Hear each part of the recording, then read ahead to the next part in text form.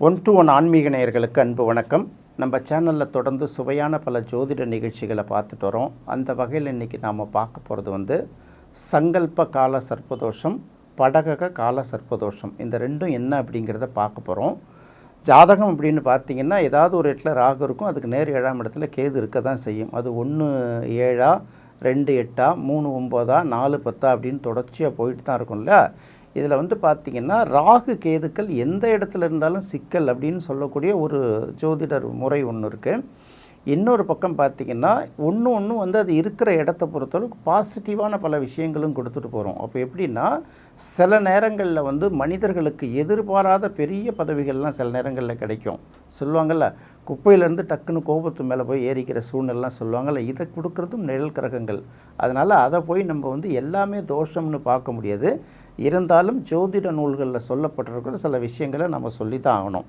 அப்போ ராகு 4ஆம் இடத்திலும் கேது 10ஆம் இடத்திலும் இருந்தால் இதுக்கு சங்கல்ப கால சர்ப்பதோஷம் அப்படின்னு பேர். சங்கல்பம் அப்படின்னா என்னன்னு சொல்லுவாங்க, கோயிலில் போய் ஒரு உறுதிமொழி ஏற்றுக்கிறது தான் சங்கல்பம் அப்படின்னு சொல்லுவோம். சங்கல்பம் அது எப்படி வேணாலும் எடுத்துக்கோங்க. கோயிலில் போய் நம்ம அர்ச்சனை பண்ணும்போது சங்கல்பம் எடுத்துக்கோங்க அப்படிம்பாங்க. அடுத்தது ஹோமத்தில் அட்டன் பண்ணும்போது எடுத்துங்கம்பாங்க. சங்கல்பம்னா கிட்டத்தட்ட உறுதிமொழி தான். ஆனால் இந்த இடத்துல என்ன சொல்ல வராங்க அப்படின்னு கேட்டிங்கன்னா, இந்த ராகு இருக்கிற இடம், கேது இருக்கிற இடம் பொதுவாக பார்த்திங்கன்னா 4ஆம் இடம் அப்படிங்கிறது ரொம்ப முக்கியமான இடம் இல்லையா. தாயாரை குறிக்கக்கூடிய ஒரு இடம். அடுத்தது கல்வியை குறிக்கக்கூடிய இடம். வீடு, மனை, வாகனம், கல்வி, உங்களோட சொத்து பத்து, சொந்த ஊர் எல்லாத்துக்கும் அடையாளம் அதுதான். அப்போ அந்த இடத்தில் ராகு இருந்தால் என்ன மாதிரியான பாதிப்பு கொடுக்கும் அப்படிங்கிறது ஒன்று, என்ன மாதிரியான பலனை கொடுக்கும், இது ரெண்டுத்தையும் பார்க்கணும். பலன் அப்படின்னு பார்க்கும்போது பெரிய அளவுக்கு மைனஸை கொடுக்காது. எப்போது ஒரு வகையில் எப்படியாவது அவன் மேலே வந்துடுவான், ஏதாச்சும் பண்ணி மேலே வந்துடுவான் அப்படின்னு சொல்கிறாங்கல்ல, அந்த மாதிரி வந்துடும். அப்படி இல்லைன்னா ஏதாவது அவங்களுக்கு தேவையானது ஏதாவது ஒரு ரூபத்தில் கிடச்சிடும். என்ன வேணாலும் பண்ணி அவங்க அந்த காரியத்தை சாதிச்சிடுவாங்கங்கிறதுனால 4ங்கிறது பெரிய மைனஸாக எடுக்க முடியாது. இந்த இடத்துல பாருங்கள், ராகுக்கு உரிய எண் 4. இன்னொரு பக்கம் பார்க்கும்போது அது வாகனத்தை குறிக்கக்கூடிய இடம். அப்போ 4ஆம் இடத்துல ராகு இருந்தால் கம்பல்சரியாக 4 சக்கர வாகனத்தோடு தொடர்புடையவர்களாக இருப்பாங்க.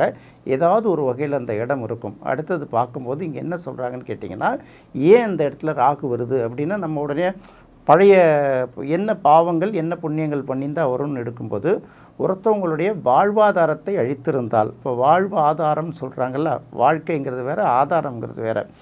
இப்போது நாம் பார்த்திங்கன்னா நம்ம ஊரில் நம்ம வீடு, மனை, நிலம் இருக்கும். நமக்கு ஏழையோ பணக்காரங்களோ நம்ம வீடுன்னு ஒன்று இருக்கும்போது, நம்ம அந்த ஊர்லேயே நம்மளை வசிக்க விடாமல் நம்ம ஊரை விட்டு அனுப்புனாங்கன்னா அந்த துன்பத்தை மட்டும் மறக்கவே முடியாதுல்ல.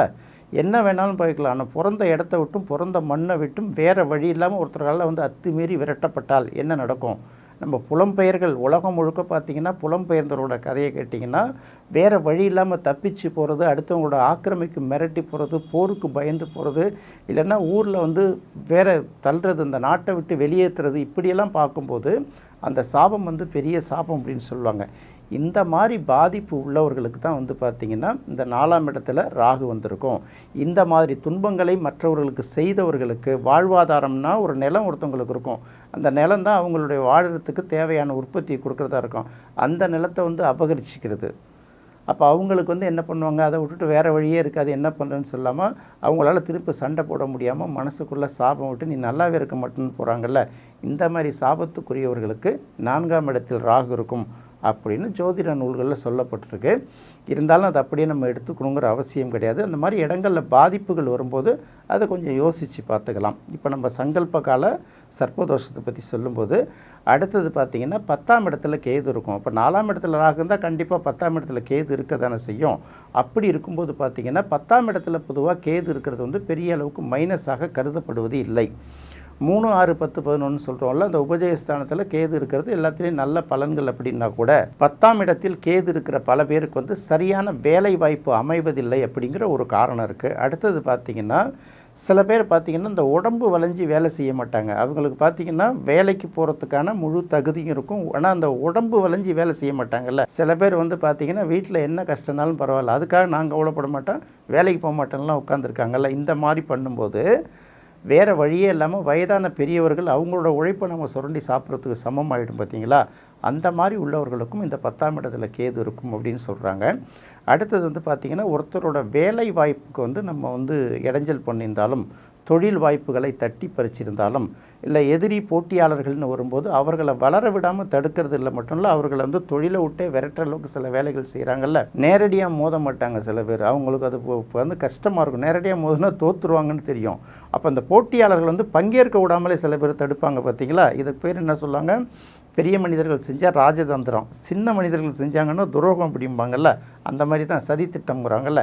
இந்த மாதிரி செய்தவர்களுக்கு தான் இந்த 4ஆம் இடத்துல ராகு இருக்கும், 10ஆம் இடத்துல கேது இருக்கும். அதனால் இது வந்து சங்கல்பகால சர்ப்பதோஷம் அப்படிங்கிற ஒரு விஷயத்தை சொல்கிறாங்க. அடுத்தது, இந்த கேது 4ஆம் இடத்திலிருந்து ராகு 10ஆம் இடத்தில் இருந்தால் படகக கால சர்ப்பதோஷம் அப்படின்னு சொல்கிறாங்க. அது என்ன அப்படின்னு பார்க்கும்போது, இப்போ 4ஆம் இடத்துல கேது இருக்குதுன்னு வச்சுக்கோங்களேன். பொதுவாக வந்து கேது வந்து இருக்கிற இடத்த வந்து நிர்மூலப்படுத்திடும். 3, 6, 10, 11 பிரச்சனை இல்லை. மற்ற எந்த இடங்களில் இருந்தாலுமே பார்த்திங்கன்னா அந்த இடத்த வந்து நிர்மூலப்படுத்திடும். கரும்பாம்பை விட செம்பாம்பு 4ஆம் இடத்துல இருந்தாங்கன்னா அவங்க குடியிருந்த வீடு, அவங்களோட பூர்வீகம் இருந்த இடம் வந்து புல்லு முளைச்சி போயிடும் அப்படிங்கிறான். அப்போ என்னென்னா, அது பாட்டுக்கு உபயோகமே இல்லாமல் சில இடங்கள்லாம் பார்த்திங்கன்னா அப்படியே பாழடைந்த கிடக்கும். யாரும் வீட்டில் குடியிருக்க மாட்டாங்க. இந்த புல் புதர்கள் செடிகள்லாம் மண்டி போய் கிடக்கும். இந்த மாதிரி பாம்பு பள்ளியெல்லாம் இந்த வீட்டிலலாம் நிறைஞ்சு போய் கிடக்குதுல. அந்த மாதிரி வந்து இன்னும் சில பேருக்கு வந்து என்ன வசதி இருந்தாலும் இந்த உட்கார்றதுக்கு, அதாவது குந்துவதற்கு குச்சி இல்லைன்னா அந்த பழைய பாடல்கள் எழுதியிருப்பாங்க. அவங்களுக்குன்னு வசிக்கிறதுக்கு சரியான வீடு இருக்காது. இல்லைன்னா புலம்பெயர்ந்தவர்கள் ஆகிடுவாங்க. தான் இடத்த விட்டு வேறு இடத்துக்கு போய் சேர்ந்துடுறாங்கல்ல. அப்போ ஏதோ ஒன்று 4ஆம் இடத்துல அந்த பிரச்சனை வரும்போது பார்த்திங்கன்னா அவங்களுக்கு வந்து அதனால் பெரிய பாதிப்பு இருக்குது. வேறு வழி இல்லை, ஊரில் இருந்தால் சந்தோஷமாக இருக்கலாம், நம்ம வேறு வழி இல்லாமல் இன்னொரு ஊரில் வந்து நம்ம கஷ்டப்படுறோம் பாரு, ஊருக்கு போய் நம்ம என்ன பண்ணுறது அப்படிலாம் யோசிக்கிறாங்கல்ல. இவர்களுக்கெல்லாம் இந்த மாதிரி 4ஆம் இடத்துல கேது இருக்கும் அப்படின்னு சொல்லுவாங்க. அடுத்தது பார்க்கும்போது 10ஆம் இடத்தில் ராகு. 10ஆம் இடத்தில் ராகு இருக்கும்போது பார்த்திங்கன்னா அதை வந்து என்ன பண்ணுறோம், அது கிட்டத்தட்ட ஒரு சூதாட்டமான ஒரு வாழ்க்கையை மனுஷனுக்கு உருவாக்கி கொடுத்துரும். அது என்ன சூதாட்டம்னா பார்த்திங்கன்னா, திடீர்னு பார்த்திங்கன்னா பெரிய அளவுக்கு படபடன்னு மேலே வருவாங்க. அந்த மாதிரி நல்லா மேலே வராங்கன்னு சொல்லிட்டு என்ன பண்ணுவாங்க, யார்கிட்ட கடன் கேட்டாலும் இல்லைன்னு சொல்லி எல்லோரும் கொடுத்துருவாங்க. எல்லாத்தையும் வாங்கின பிறகு பார்த்திங்கன்னா திடீர்னு ஒரு சரிவை சந்திப்பாங்கள்ல. அந்த மாதிரி சரிவை சந்திக்கும் போது பார்த்திங்கன்னா முதல்ல அவங்க அந்த ஸ்டேட்டஸை மெயின்டைன் பண்ணுறதுக்கு போராடுவாங்க. இன்னொரு பக்கம் பார்த்திங்கன்னா இந்த கடன்காரர்கள்லாம் சுற்றி மொய்க்கும்போது அவங்களால என்ன பண்ணுறதுன்னு தெரியாது. இந்த மாதிரி பார்த்திங்கன்னா திடீர்னு சரிஞ்சிடுவாங்க. சில பேர் எதிர்பாராத விதத்தில் மேலே போயிடுவாங்க. அப்போ தொழில் அப்படின்னு வரும்போது நீங்கள் வெற்றி அடைகிறீங்களோ இல்லையோ சரிவை சந்திக்காமல் இருக்கணும். இன்றைக்கி என்ன நடக்கும், நாளைக்கு என்ன நடக்கும், இந்த சூதாட்டம் மாதிரி நடந்ததுன்னு வச்சுக்கோங்களேன், அது வந்து நம்ம மனசில் எதுவுமே ஒரு தெளிவாக முடிவு எடுத்துக்க முடியாது இல்லை. இதை தான் வந்து படகக கால சர்ப்பதோஷம் அப்படின்னு சொல்கிறாங்க. அப்போ 4இல் ராகு இருந்து 10இல் கேது இருந்தாலும், 4இல் கேது இருந்து 10இல் ராகு இருந்தாலும் ஏதாவது ஒரு வகையில் கண்டிப்பாக ஒரு தோஷத்தை சொல்லி தான் ஆகணும். இந்த தோஷத்தை சொன்னால் தான் பரிகாரத்துக்குன்னு வருவீங்க, உங்கள்கிட்ட நாங்கள் வசூல் பண்ண முடியும் இல்லையா. இந்த நோக்கத்தில் பல பேர் சொன்னால் கூட இப்போ இதுக்கு என்ன பண்ணலாம் அப்படின்னு பார்க்கும்போது, பொதுவாக வந்து ஈஸ்வரனுக்கு நாகேஸ்வரர் அப்படிங்கிற பேர் இருக்கு இல்லையா, அந்த மாதிரி பேரில் உள்ள சிவன் கோயில்களுக்கு போய் வந்து அந்த பூஜை பண்ணுறது ஒரு சிறப்பு. இப்போ சாதாரணமாக என்ன சொல்லுவாங்கன்னா, திருநாகேஸ்வரம்ங்கிற ஒரு கோயிலில் போயினீங்கன்னா அது வந்து ராகுக்கு உகந்த தலம். கீழப்பெரும்பள்ளம் அப்படின்னு பார்க்கும்போது அது வந்து கேதுக்கு உகந்த தலம் இல்லையா. அப்போ ஒரு ஞாயிற்றுக்கிழமை திருநாகேஸ்வரத்தில் அந்த ராகுகால பூஜை பண்ணிக்கிறோம். இந்த தோஷம் உள்ளவர்கள் அது உங்களுக்கு அதுலேருந்து விடிவு கிடைக்கும்னு நினச்சிங்கன்னா இன்னொரு ஞாயிற்றுக்கிழமை வந்து கீழப்பெரும்பள்ளத்தில் இருக்கக்கூடிய அந்த கோயில்களையும் இந்த பரிகாரம் பண்ணிக்கிட்டு, இன்னொரு நாள் இதெல்லாம் முடிந்த பிறகு ஒரு நாள் இதே போல் ஒரு ஞாயிற்றுக்கிழமை அல்லது விடுமுறை நாட்களில் பழனியில் இருக்கக்கூடிய நான்முக துர்காவை தரிசனம் செய்துவிட்டு வந்தீங்கன்னா உங்களுக்கு இந்த மாதிரி நாகதோஷங்கள் நிவர்த்தி அடையும். ஏன்னா பல்வேறு பேர் பல்வேறு விதமாக சொல்லுவார்கள். இந்த இடத்துல நாம் எதுக்கு சொல்கிறோன்னா, அந்த இங்கே உங்களுக்கு கேட்கலன்னா கூட அந்த இடத்துல போகும்போது நான்முக துர்க்கை இல்லையா, ஒரு பிரம்மனுக்கு தான் 4 முகம் இல்லையா, அது வந்து துர்க்கைக்கு வர்றதுனால அந்த படைப்பு தன்மையை மாற்றியமைக்கும், பிறவியை மாற்றியமைக்கும் தன்மை உள்ளதால் இந்த ராகு கேதுவோட கடுமையான தோஷங்களும் அங்கே போனால் விடுபடும். ஏன்னா ஆன்மீகத்தில் நம்பிக்கை இருக்கிறவர்களுக்கு மட்டும்தான் இது. அந்த நம்பிக்கை இருந்தால் அதை செய்தீங்கன்னா இது போல் சர்ப்பதோஷங்கள் வந்து உங்களை பெரிய அளவுக்கு தீண்டாது அப்படிங்கிறத மட்டும் சொல்லிக்கிறோம். என்ன நேயர்களே, இந்த நிகழ்ச்சி உங்களுக்கு ரொம்ப பிடிச்சிருக்குன்னு நினைக்கிறேன். மீண்டும் மற்றொரு சுவையான நிகழ்ச்சியில் சந்திக்கலாம். நன்றி, வணக்கம்.